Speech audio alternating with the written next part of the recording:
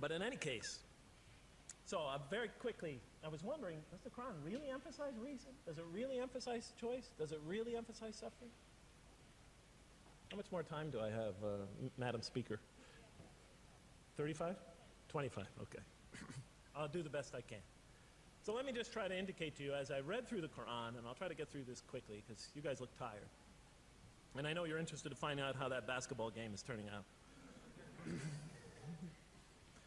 Let's see, does the Quran really emphasize reason as essential to human growth, to this experience we're having on earth, to our very purpose?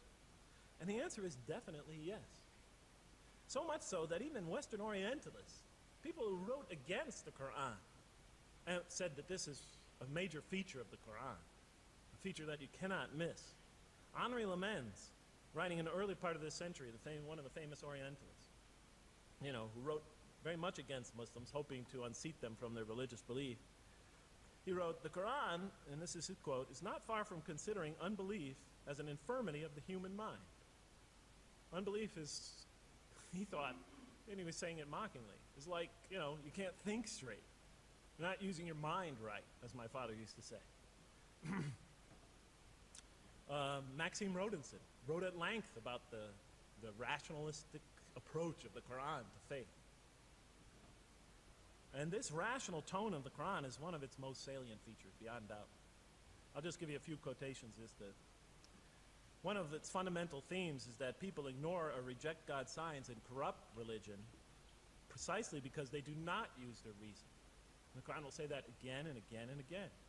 The Quran says about the disbelievers, they refuse to reason and are a people who do not reason. I have 7 such quotes in the Quran. The Quran will say, will you not reason? It mentions that 14 times to the reader.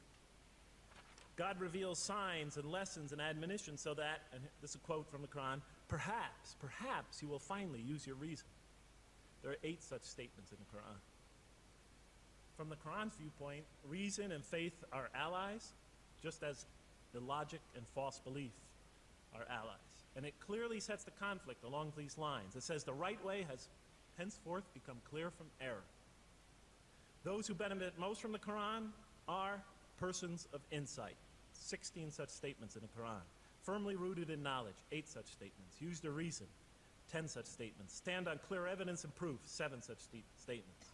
Those who oppose this revelation are deluded, 9 such statements. In manifest error, 28 such statements. Ignorant, 15. Foolish, 3. Have no understanding, 9. Only follow surmise and conjecture, 9. And blindly adhere to tradition, multiple times. So it states that. In an almost Socratic style, the Quran repeatedly quizzes the reader and calls into question his or her assumptions. Again and again, it asks us, what do you think? 18 such statements. Have you considered this or that? 13. Did you suppose? 7. Sounds like a math teacher. Do they not ponder? 2 such statements. Do you think?